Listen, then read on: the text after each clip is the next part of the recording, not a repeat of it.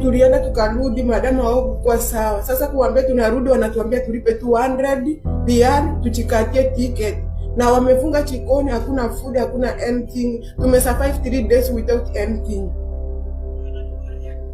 So for 3 days unaitwa aje wewe mama?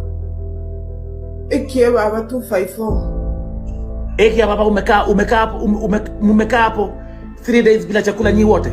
Na wote waongee bila chakula, maji imefungwa, tuko tu tunanuka jasho.